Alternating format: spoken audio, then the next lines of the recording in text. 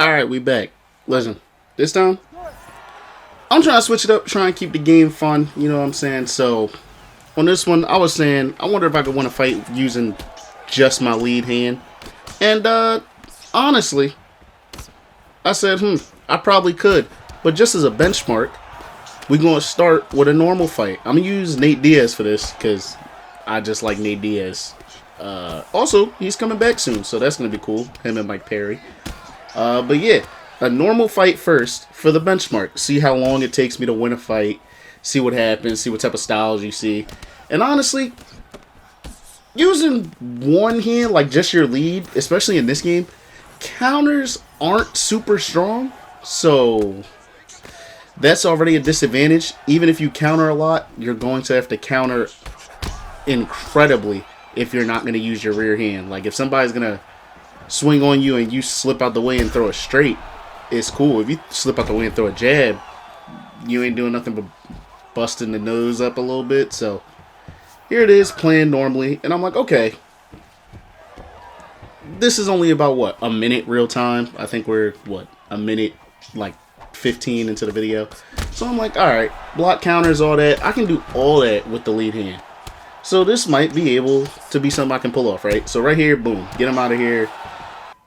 He's like, all right, I had enough. He's gone. So now let's go into using just our lead hand. Another thing, it's just your lead hand. So if I throw a cross or like accidentally throw a kick or something like that, I'm just going to quit. So, you know, don't, it's going to cost me a loss. But again, it is what it is. You're not doing a challenge because it's easy. You know what I mean? But if y'all want to do this, you know, try and do it. I mean, it is something interesting. We at the late life cycle of UFC 5, so I'm really just ready for 6, honestly. 5 does its own thing, you know, and it seems like the damage got worse. I don't know what one of the updates they did, but damage got even worse than it already was. I really need damage to be strong and counters to be strong in UFC 6. That's like my main thing I kind of care about right now. Also, a new grappling system would be nice. I like the submission system. I guess I'm the odd man out, but I really think this is the best submission system UFC games, EA Sports UFC games have ever had. But I seem to be in the minority there. It is what it is. I really think it's just stamina management. I think the main thing the community has always struggled with is stamina management and distance control. So, like, once you're... Because you got to think, from my point of view, I'm not playing this as someone that's just not bad. I don't want to say bad because that's, you know, but I don't play it just casually. Like, I played it to get a lot better. And with every game, you got casual gaming, right? So with that being said, everybody's not going to get on here to sweat to their heart's content. Everybody doesn't come on here to learn that there's multiple submission windows and you can turn Von Flues from half guard and arm triangles and it makes a submission. Everybody doesn't go to learn that. So you just gotta kind of, you know, understand that there's a wide audience. And even as somebody that like plays the game a lot, because regardless how the videos look, I do play it at a high enough level. I mean, I hit Division 20 and I played Division 20s and I beat them.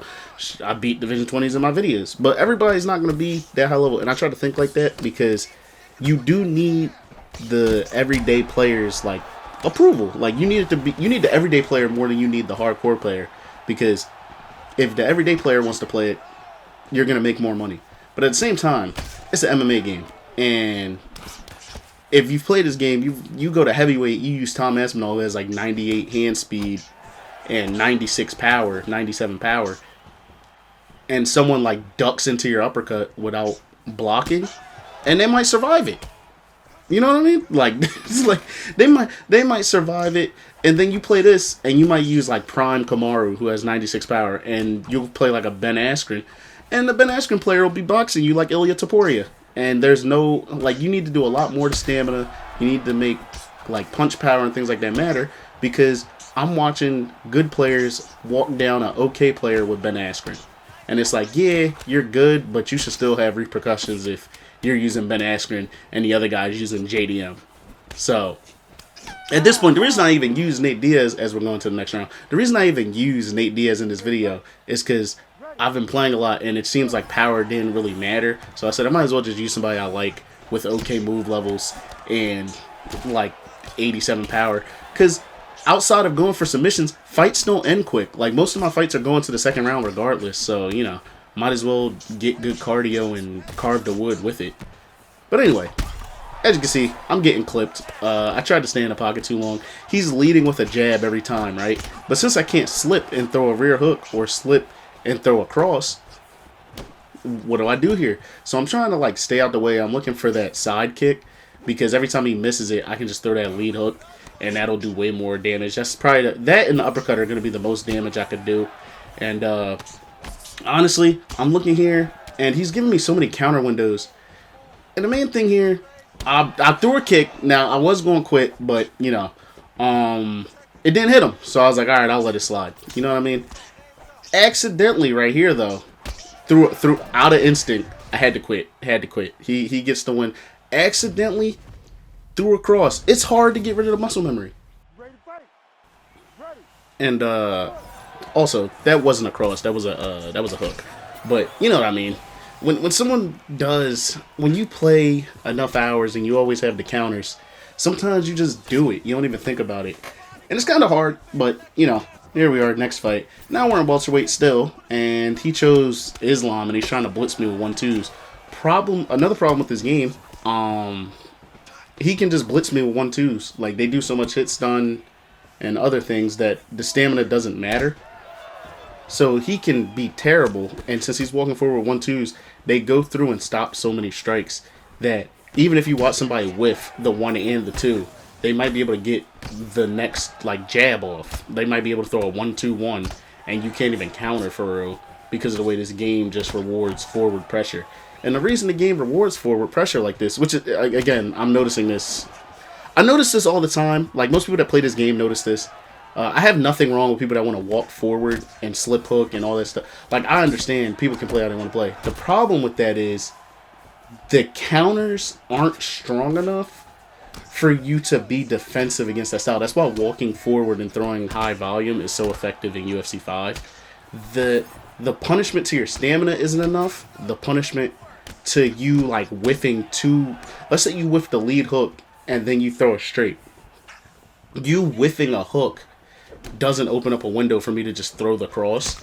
So it's like, okay, but if you whiff the lead hook and the cross, and then you throw another lead hook because you have 5-star lead hook with like JDM or Ilya or something like that, or even Protest, and you go, now what do I do? Because I can't counter him missing 2 strikes.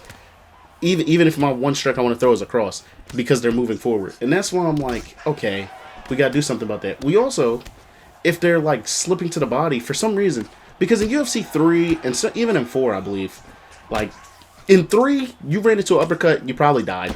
In 4, you got head kick countered, like you whiffed and then the head kick just came out, you got finished. Or at least you got dropped or stunned. Bro, someone on this game yesterday, right? I wasn't just purely making this video. I was still playing, trying to figure out what I kind of wanted to do with the damage first. And someone ran into a head kick. Like, they ran into a head kick, didn't even get stunned. Then somebody threw a leg kick, right? I'm out of range. They whiff it. I throw a high kick with Alex Pereira, and they survive it. They didn't even get dropped. And that's why I say damage in this game is crazy. Now, again, back to the one-hand thing. I slap him, because why is he just running forward like this? I'm going to slap him. I tried to slap him again. Because, one, I realized I'm going to win this fight. He's getting cut. I'm not trying to Dr. Stoppage him, though. I'm trying to walk forward. So he doesn't, because he's backing up. This is another thing that plays the community. I know even, like, the more casual players hate this too. There's a style in this community right now, which is like walking backwards, walking forward, throwing some 1-2s, walking backwards and throwing kicks, which you shouldn't be. This is supposed to be about fighting with one hand, but I promise you it turned into a rant about what's wrong with damage. I watch people on this game throw fadeaway high kicks. Like, really think about that. They're using Israel Adesanya, Alex Pereira, Nasruddin Imavov, right? And other players. Like, let me not just say it's like middleweight players, but they use players through all the divisions. And if you played this game, you played it, they'll throw fadeaway head kicks. They'll throw fadeaway front kicks. And it's like, bitch, you ain't Kobe. Like, what are we doing? So, I'm just tired of this game, honestly. I want five to kind of be done. I want 6 to come out. And I just want damage to be better. Now right here, you're going to notice me using the jab and the lead uppercut, because most people either try to slip so I could throw the lead hook off of the jab, or they try to duck as I taunt them for no reason. I'm not going to lie, I just felt like trolling a little bit. Because he was out. It's mostly because of the elbows. The elbows was getting to me. Like, why is that a style to this day? He's spamming lead elbows. That makes no sense. And the worst part is, I'm trying to like walk away, but at the same time, I don't want him to get a doctor stoppage. So we keep, throwing that lead uppercut, and we get him. So, at the end of the day, it is possible to win with just one hand, but kind of hard. This video is literally about 10 minutes long.